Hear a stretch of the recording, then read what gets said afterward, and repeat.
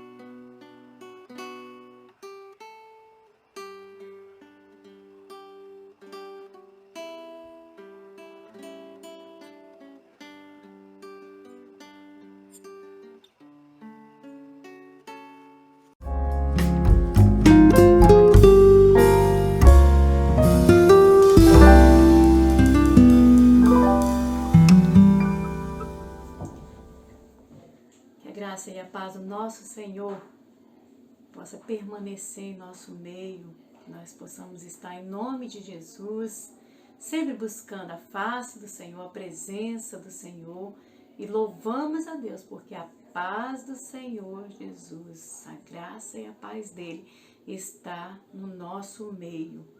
Vamos abrir nossas Bíblias em Mateus, capítulo 14, de 22 a 33.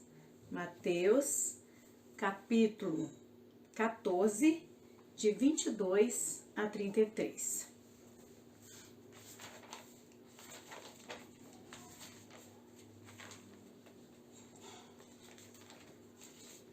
Assim nos diz a palavra de Deus neste local. Mateus 14, de 22 a 33.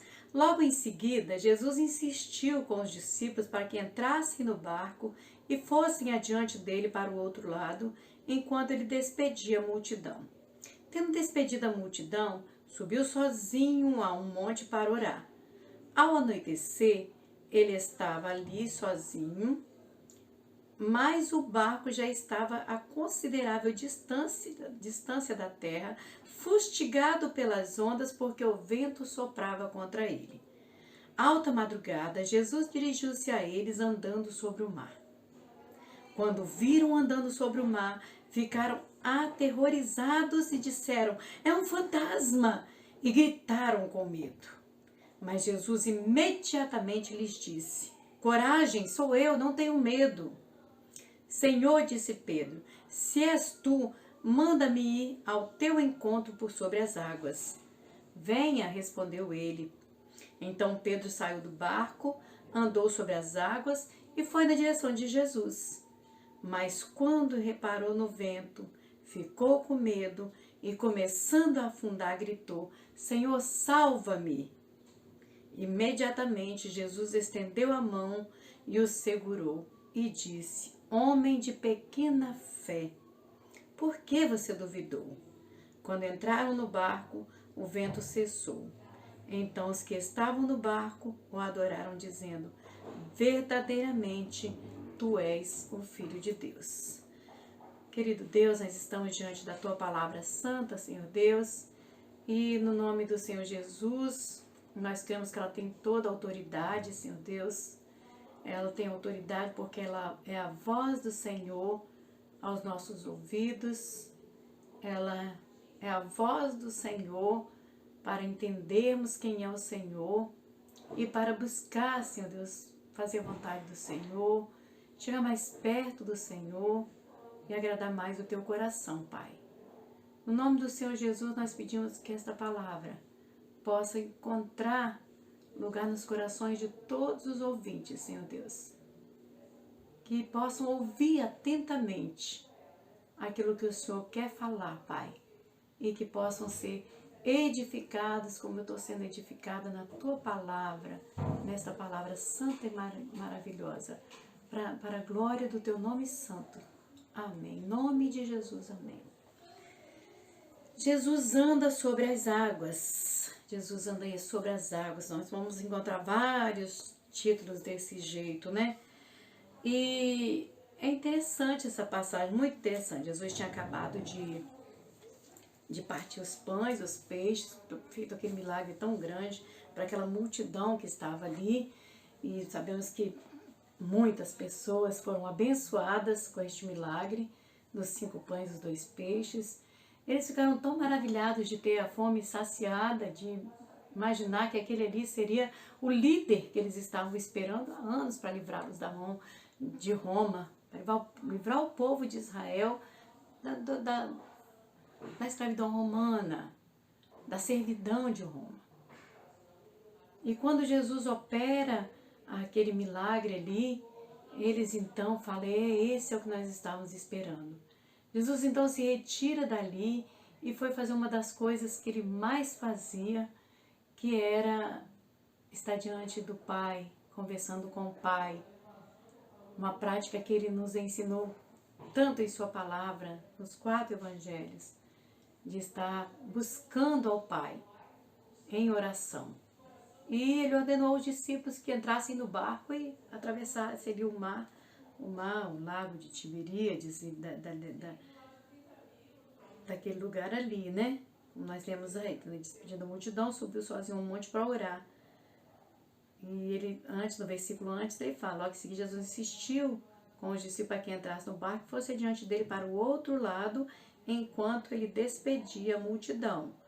E tendo despedido, ele subiu sozinho um monte para orar. Ele estava ali sozinho.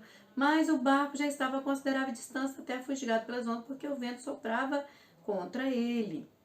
Então, eles tinham ido, obedecido a Jesus, e tinham ido fazer aquilo que Jesus tinha mandado enquanto ele despedia a multidão e foi conversar com Deus. E nós vemos que, mesmo obedecendo, eles passaram por dificuldade. Mesmo quando nós obedecemos ao Senhor, nós precisamos entender que estamos correndo risco de passarmos por situações as mais diversas possíveis.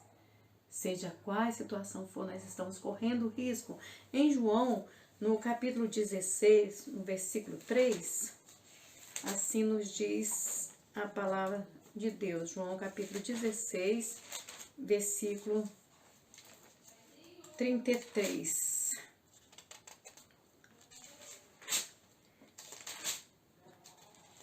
(16, 33) a palavra de Deus. Eu lhes disse essas coisas para que em mim vocês tenham paz.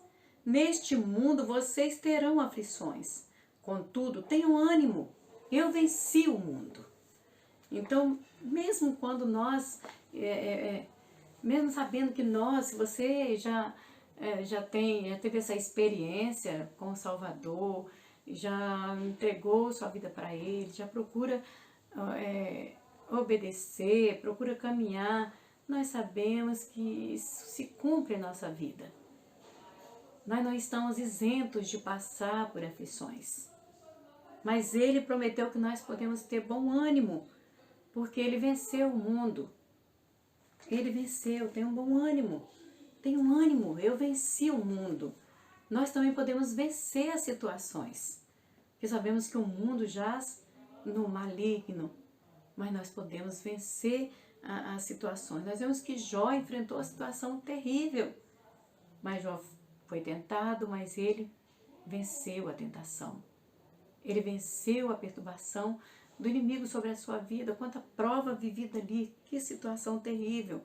Paulo, quando ele estava servindo ao Senhor, se você for ler Romanos no capítulo 5, do 3 até o versículo 5, você vai ver que ele na prisão, sendo açoitado, nós passamos por diversas situações. Mas nós cremos que se nós estamos com o Senhor,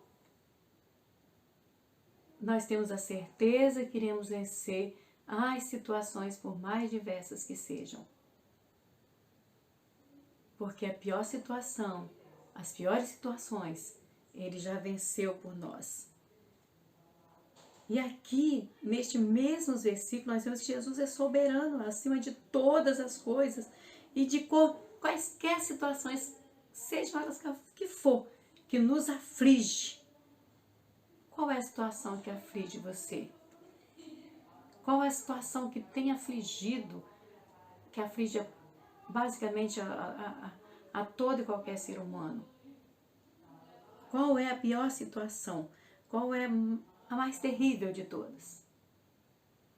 Para mim, e eu tenho certeza que para você, a maior delas é a morte. É a morte. Qual é o seu maior inimigo? Qual é o meu maior inimigo? A morte. A morte. Meu maior inimigo. Imagine você ficar, não ter mais acesso a ver um familiar seu. Você se imagina, Deus criou esse planeta para que nós vivêssemos aqui nele, usufruíssemos de tudo que hoje, como crente, como serva do Deus vivo, eu vejo quanta coisa maravilhosa que Deus nos deu para usufruir. Mas nós percebemos que há uma limitação para tudo isso. Mas o pior de tudo isso ainda não é a morte física. Porque nós sabemos que a morte ela virá para todos, com toda certeza. Com toda certeza, porque a Bíblia é clara em afirmar para nós que o salário do pecado é a morte. O salário que nós vamos receber no final de tudo, por causa do pecado, é a morte. E você não está isento disso. Sabe por quê? Porque todas as pessoas que já nasceram, que estão vivendo, que vão nascer, que já morreram, todas elas, todos nós somos pecadores. A palavra afirma no livro de Salmo que Deus olha do céu e não vê o justo sequer. Todos pecaram. A palavra ainda afirma para nós que todos nós estamos separados da presença de Deus. Todos pecaram. E por isso estão destituídos da presença de Deus. Destituídos da glória de Deus. Todos pecaram, estão separados. A palavra de Deus, ela é fidedigna, ela é fiel. E você, querendo ou não, esta é a realidade de todo ser humano. De todas as pessoas, todos pecaram e separados estão da presença de Deus. O pior é que por causa do pecado, recebe-se um salário. E o salário é a morte. Mas o pior inimigo ainda não é só a morte física. O pior inimigo ainda é a morte eterna. Ficar destituído da presença de Deus é ficar morto eternamente. É não ver a face de Deus. É não viver eternamente na presença dEle. E Deus não fez nós para podermos viver dessa forma. Sem a segurança, sem a certeza da presença dEle, de viver eternamente com Ele. Mas Deus, Ele tem um amor muito grande. Mesmo sabendo que todos nasceram condenados a morrer, Ele providenciou um meio para que nós fôssemos ligados novamente a Ele. Para que nós pudéssemos chegar na presença dEle novamente sem o pecado. Ele providenciou, com seu grande amor, um escape, uma redenção. Você se redime de tudo aquilo que te separa de Deus. E você entra na presença dEle através deste amor grande dEle. E aqui nós vemos essa soberania, a soberania de Jesus quando Ele anda por cima das águas. Olha o comando de Jesus sobre todas as coisas. Hebreus, no começo de Hebreus, é muito lindo quando fala a respeito dessa soberania de Jesus. No capítulo 1 de Hebreus, é maravilhoso poder ver nesse escrito como o escritor, como a pessoa que escreveu a carta aos Hebreus, fala com relação ao Senhor Jesus. Há muito tempo, Deus falou muitas vezes e de várias maneiras aos nossos antepassados por meio dos profetas. Mas nestes últimos dias falou-nos por meio do Filho, a quem constituiu o herdeiro de todas as coisas e por meio de quem fez o universo. O Filho é o resplendor da glória de Deus e a expressão exata do seu ser, sustentando todas as coisas por sua palavra poderosa. Depois de ter realizado a purificação dos pecados, ele se assentou à direita da majestade nas alturas, tornando-se tão superior aos anjos quanto o nome que herdou é superior ao deles. Pois a qual dos anjos Deus alguma vez disse, tu és meu filho, eu hoje te gerei? E outra vez eu serei seu pai, e ele será o meu filho? E ainda quando Deus introduz o primogênito no mundo, diz, todos os anjos de Deus o adorem. Quanto aos anjos, ele diz, ele faz dos seus anjos ventos e dos seus ventos clarões reluzentes. Mas a respeito do Filho, ele diz, o teu trono, ó Deus, subsiste para todos sempre. Cetro de equidade ao cetro do teu reino. Amas a justiça e odeias a iniquidade. Por isso Deus, o teu Deus, escolheu-te dentre todos os teus companheiros, ungindo-te com óleo de alegria. E também diz, no princípio, Senhor, firmaste os fundamentos da terra, e os céus são obras das tuas mãos. Eles perecerão, mas tu permanecerás. Envelhecerão com vestimentas. Tu os enrolarás com um manto, com roupas, eles serão trocados. Mas tu permaneces o mesmo, e os teus dias jamais terão fim. Jamais terão fim. Então aí a eternidade que está nas mãos do nosso Senhor. E essa eternidade é passada para nós. Aqui está falando da soberania de Jesus. Esse episódio dele andar sobre as águas foi um episódio muito lindo, muito bonito. Mostrou toda a autoridade que ele tem por várias vezes. Jesus revelou sua autoridade sobre as doenças. Ele revelou sua autoridade sobre saciar a necessidade do ser humano em todas as formas, nos milagres, na fala dele, na derrota que ele deu a Satanás ali, quando Satanás queria tentá-lo para mudar os planos de Deus na vida dele. Nós fomos no capítulo 4, na tentação de Jesus, mas Jesus, ele onipotente, onisciente, onipresente, herdeiro da majestade do Pai, da glória do Pai. Ele tem autoridade sobre a natureza, sobre todas as coisas. Ele simplesmente manda uma palavra e tudo se confirma. E tudo se confirma dentro dos planos dele, da ação dele, e nós só temos que nos inclinar diante disso, reconhecer a soberania, obedecer aos planos do Senhor que Ele tem traçado para a vida dos seres humanos, das pessoas. Olha que plano do imensurável amor de Deus entregando Jesus para a nossa justificação e salvação. 1 João 4, 9, na carta de João, 1 João, capítulo 4, versículo 9, nos diz assim, foi assim que Deus manifestou o seu amor entre nós, enviou o seu Filho unigênito ao mundo, para que pudéssemos viver por meio dele. Já falando da morte como algo só transitório, pudéssemos viver por meio dele. E no 10 fala, nisto consiste o amor, não em que nós tenhamos amado a Deus, mas em que Ele nos amou e enviou seu Filho para propiciação pelos nossos pecados.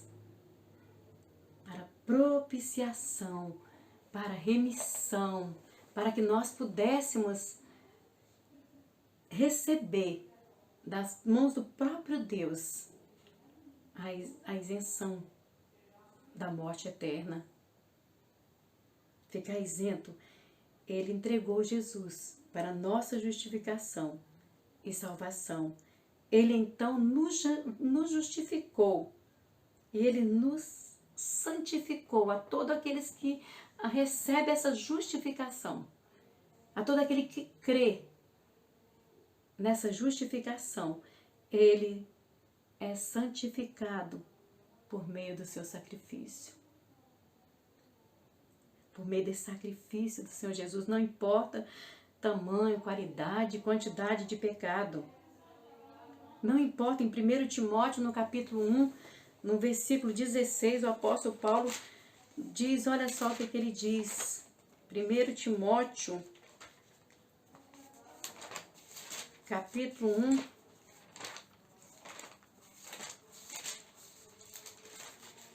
Primeira Timóteo, capítulo 1, no versículo 16, assim nos diz a palavra de Deus. Mas por isso mesmo alcancei misericórdia, para que em mim, o pior dos pecadores, Cristo Jesus demonstrasse toda a grandeza da sua paciência, usando-me como um exemplo para aqueles que nele haveriam de crer para a vida eterna. Ah, mas eu não valho nada. Eu não tenho direito a isso. Eu não mereço essa salvação que Jesus otorgou ali na cruz. Paulo então se coloca aqui na posição de pior dos pecadores. Qual é o pecado que você acha que causou? Não existe pecado, pecadinho, pecadão. Toda e qualquer forma de corrupção humana,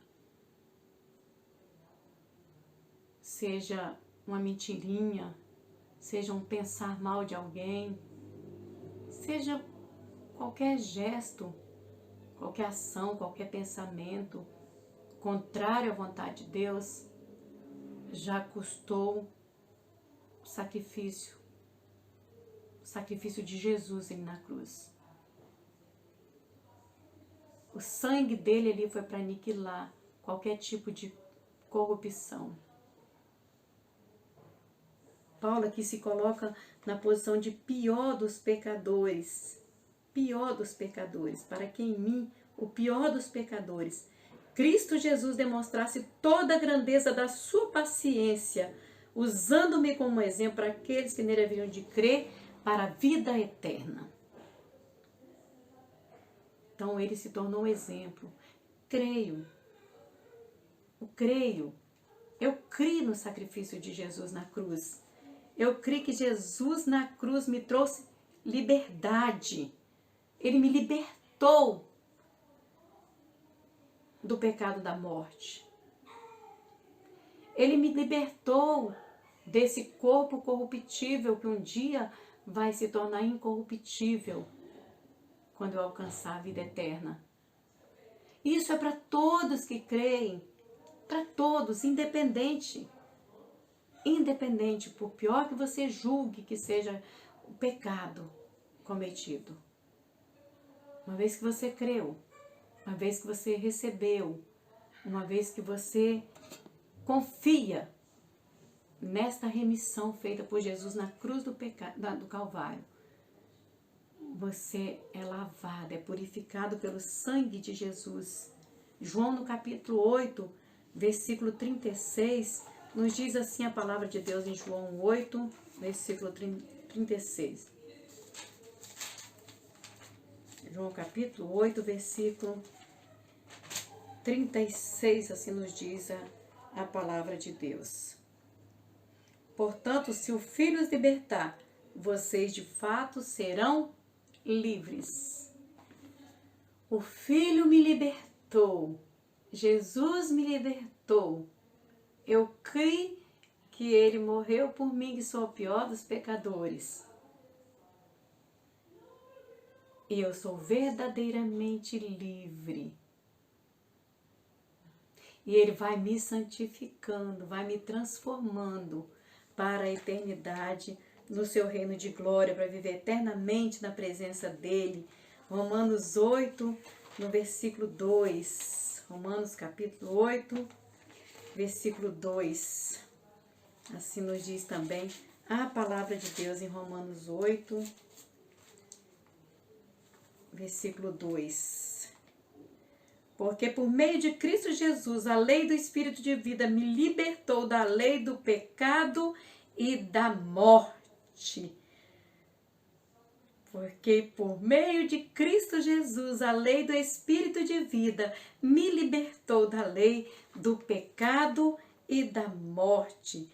Deus quer te livrar deste sofrimento. Deus quer te livrar desse medo, do seu pior inimigo. Agora eu tô para te dizer que o seu pior inimigo ainda não é a morte.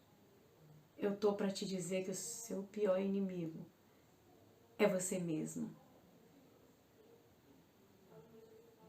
Se você não parar para atentar para esse maravilhoso amor de Deus na sua vida, para essa misericórdia, essa graça imensurável, se revelando em Jesus Cristo, como aquele Todo-Poderoso, que quando criou o universo, Jesus estava com Deus, era o próprio Deus. Aí ele se formou numa forma humana, para poder se igualar, se comparar a você, a mim, mas sem cometer os pecados que nós cometemos. Continuou puro, santo, imaculado, com todas as situações terríveis que ele viveu na forma humana, que nós vivenciamos também em nosso ser. Mas ele se tornou forte para ele poder combater o pecado em nossas vidas. Através do sacrifício, era necessário que um justo pagasse um alto preço naquela cruz, pelo teu pecado, pelo meu pecado. E quando você simplesmente ignora isso, o pior inimigo da sua vida não está sendo a morte, está sendo você mesmo. Está sendo você mesmo. Para repetir, para refletir. Deus quer te livrar deste sofrimento, do nosso maior inimigo. Em Efésios, no capítulo 2, versículo 8, fala que nós somos salvos por meio da graça de Deus. Isso não vem de você, não vem de mim. Nada que nós façamos, nesse corpo pecador vai poder ser comparado ao sacrifício que o Filho perfeito de Deus fez naquela cruz por mim e por você.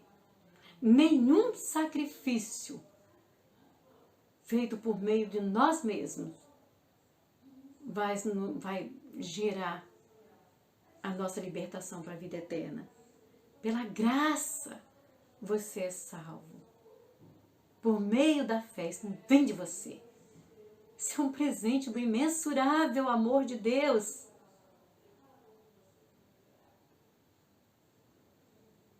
É um dom de Deus. É um presente de Deus. O seu corpo mortal, pecador, jamais, o meu corpo, jamais, qualquer coisa que nós fizermos, vai nos dar direito a nos redimirmos. Só mesmo aquele sacrifício grandioso na cruz, de alguém puro, perfeito, é que nos dá o direito à vida eterna. Não importa a situação que você está vivendo, Jesus está presente. Ainda que nós pensemos que Ele não está agindo no momento que queremos, que precisamos. Ainda que nós pensamos assim, Ele não está agindo. Ele não está agindo. No momento em que nós queremos ali. Eles discípulos passaram por uma certa dificuldade. Porque eles entraram naquele barquinho e foram velejando. Foi para o meio do mar e foi se tornando violento durante a noite. O mar ficou agitado ali. E Jesus não aparecia, e foi pela madrugada que ele foi aparecer. Talvez você pense assim, que no momento que você está vivendo de maior dificuldade, de coisas terríveis, você pode pensar, mas Deus é esse? Que Deus é esse que não está comigo? Que está deixando tudo isso acontecer? Que Deus é esse? É o Deus que tem o momento certo de agir sobre todas as coisas. É o Deus que é o mesmo ontem, hoje e eternamente, não muda. É o Deus que é onisciente, onipresente e onipotente, que Ele conhece todas as coisas, que Ele sabe todas as coisas, que Ele tem um momento certo de agir. Ainda na palavra de Deus, em vez de você for olhar, você vai ver que Deus, na plenitude do tempo, Deus só age no pleno tempo, no tempo certo. E ali nós vimos Jesus andando sobre as águas, foi no momento certo. Ele não tardou e nem falhou. Ele tem o tempo certo de agir em todo e qualquer tipo de situação. Então, o que você tem que fazer? 1 João, no capítulo 5, versículo 4 e 5. 1 João, no capítulo 5,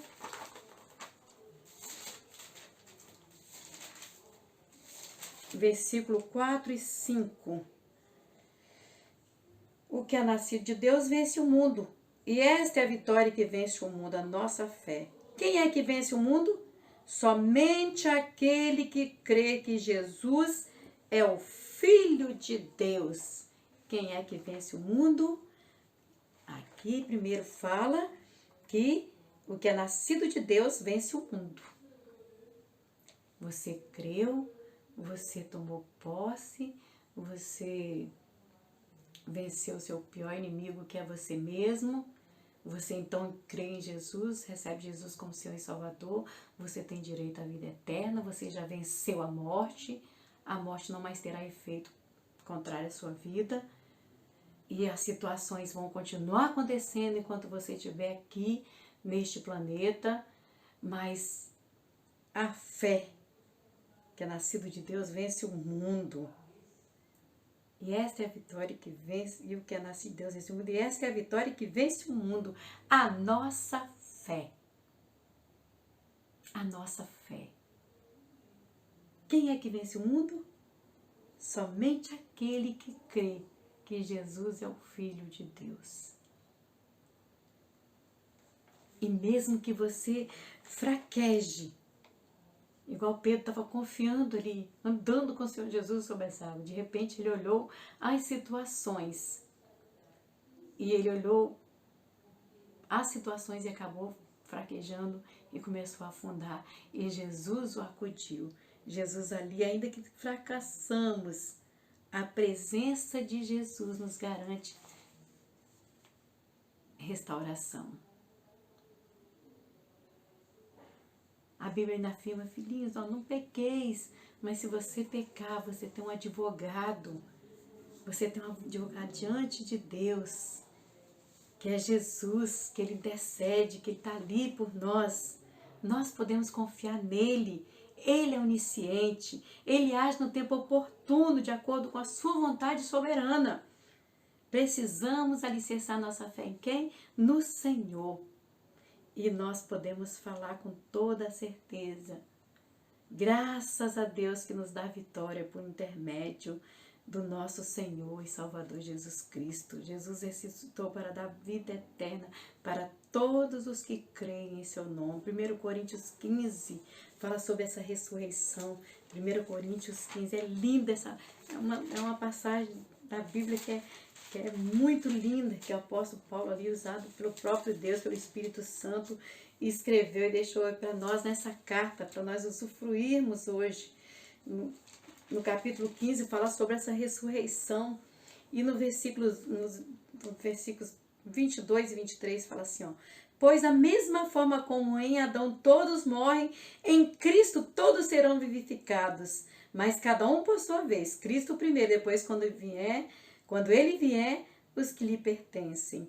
O 24 ainda fala assim, então virá o fim, quando ele entregar o reino de Deus, o Pai, depois de ter destruído todo domínio, autoridade e poder. Então, aí está a vitória na ressurreição. Graças a Deus que nos dá a vitória por intermédio do nosso Senhor e Salvador Jesus Cristo.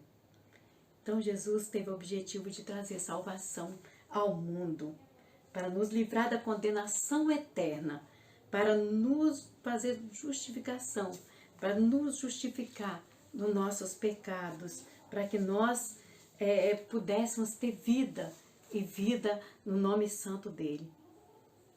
Jesus andou ali sobre as águas depois de um dia muito agitado, depois de ter feito aquela multiplicação dos pães, depois deles quererem fazer dele ali rei dos judeus, e ele despediu a multidão, e Jesus não foi mostrar para eles que não foi esse o objetivo dele estar aqui. objetivo não é você escapar de situações só físicas, não.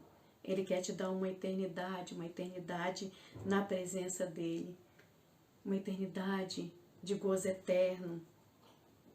Ele, quando ele anda sobre as águas, ele revela ali a plena divindade dele. Ele mostra para os discípulos ali que eles podem ter fé nele, foi para fortalecer a fé deles naqueles momentos difíceis. E nós vemos que os discípulos falam, verdadeiramente tu és o Filho de Deus. Que ninguém tem essa autoridade, não. No versículo 33 fala isso para nós, né? Porque ele é Deus, porque ele é o cumprimento das Escrituras Sagradas. Jesus é o cumprimento das Escrituras de Deus, daquilo que Deus deixou como plano de salvação para nós vencermos a morte e a morte eterna. Felizmente nós sabemos que muitos não crerão nessa palavra, infelizmente. Mas queríamos nós que você, pela fé, desse ouvido e você se tornasse um verdadeiro cristão, recebesse o perdão pelo teu pecado, porque Deus é santo, e todo pecado separa o homem de Deus. Todo pecado separa o homem de Deus.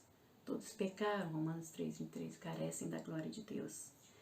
Deus, Romanos no capítulo 3, no versículo de 10 a 12, fala que não há um justo, nenhum sequer, não há quem entenda, não há quem busque a Deus, todos se extraviaram, a uma se fizeram inúteis, não há quem faça o bem, não há nem sequer um, não há nem sequer um.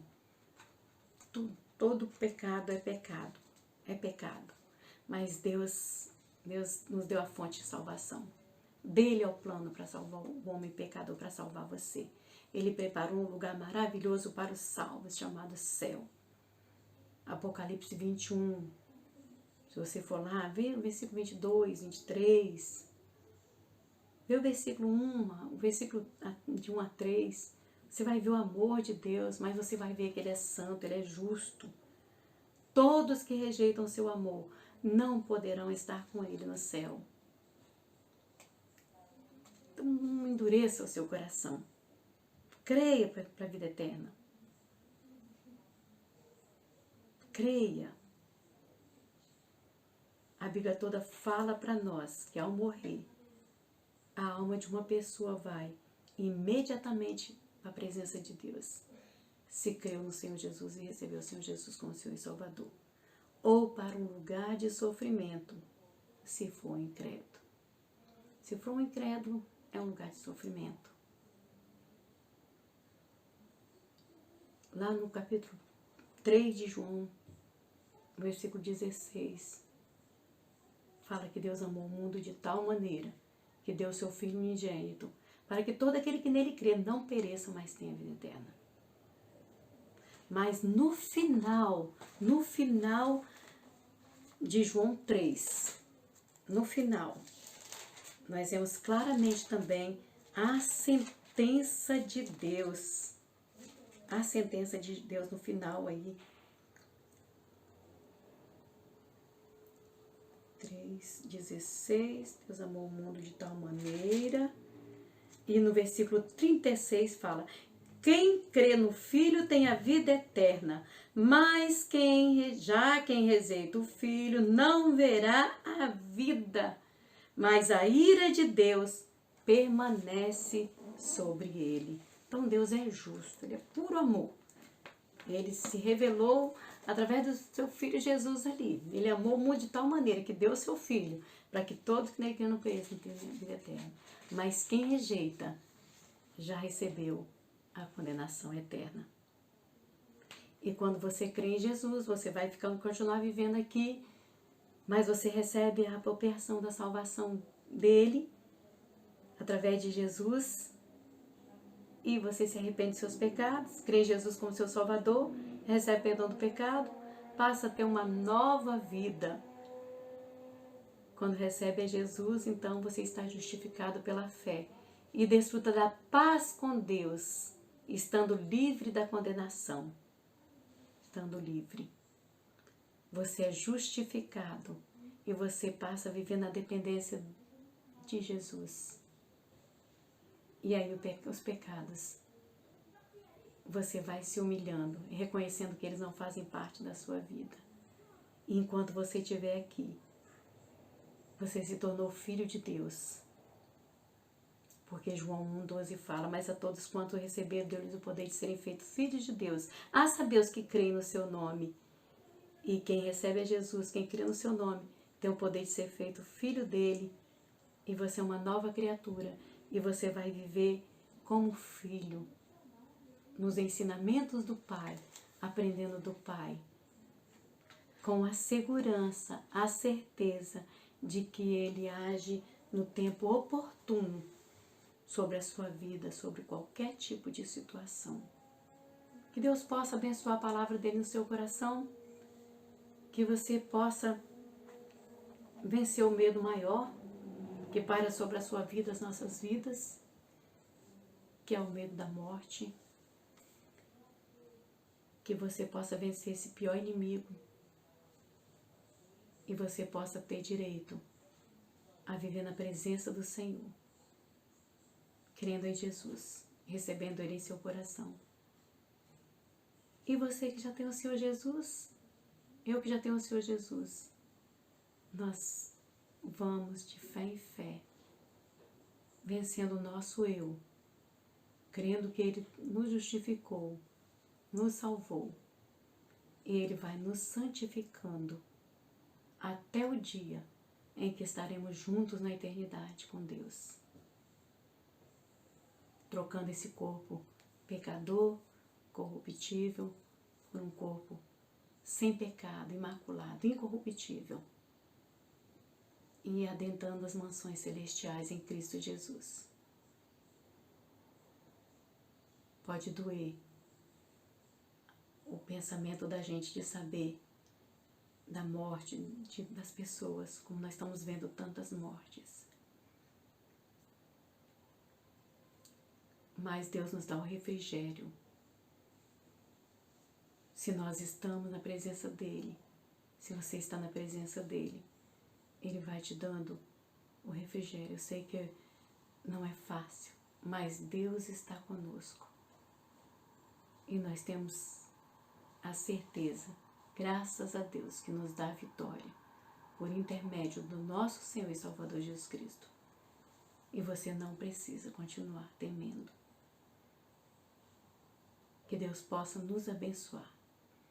Querido Deus, amado Pai, nós louvamos o Teu nome. Te agradecemos pelo Teu imensurável amor, não tem como medir tamanho amor. O amor de ter feito o sacrifício do Senhor mesmo, ali naquela cruz de horror, pelos nossos pecados. Somos gratos ao Senhor, porque com esse corpo corruptível, mortal, com esse corpo que já está condenado à morte, é impossível nós fazermos qualquer tipo de propiciação pelo meu pecado ou pelo pecado de alguém. Mas louvamos o Teu nome, porque o Teu Filho perfeito vindo de Ti suportou as afrontas que nós suportaríamos nesse corpo pecador, sem pecado nenhum. E Ele saiu vitorioso, Ele venceu a morte. E hoje nós temos a segurança, a certeza da vitória em Cristo Jesus. Louvado seja o Teu nome pela autoridade do Senhor, pelo poder do Senhor sobre a morte, pelo poder do Senhor sobre todas as coisas. Louvamos o Teu nome, porque através do Senhor Jesus, nós temos a certeza da vida eterna, de que iremos morar com o Senhor na eternidade. Muito obrigada, meu Pai. Muito obrigada, Deus querido, Deus de amor. Tu és Deus justo. Ah, Senhor, que quem está ouvindo essas palavras que veio da Tua palavra, Senhor, possa crer que o Senhor é um Deus justo, é um Deus de muito, de tremendo amor, mas é um Deus justo. É um Deus justo, que também deixa acontecer condenação para aqueles que não creem. Por causa da justiça do Senhor. Ó Deus, abençoa todos que estão ouvindo a Tua palavra santa. Que possam se humilhar diante da Tua presença. Possamos estar alicerçados na presença do Senhor. Com a certeza de vencer qualquer situação. E morar na mansão celestial com o Senhor. Porque nós já recebemos a aliança em nossa vida, que é o sangue perfeito do Teu Filho, que nos purifica de todo pecado e nos leva até a Tua presença. Louvamos o Teu nome e pedimos que o Senhor fale profundamente, através do Teu Santo Espírito, a todos aqueles que nessa noite estão escutando a Tua palavra, para que possa receber dos Teus braços o Teu grande e imenso amor. Nós te agradecemos, Senhor Deus, em nome do Senhor Jesus. Amém.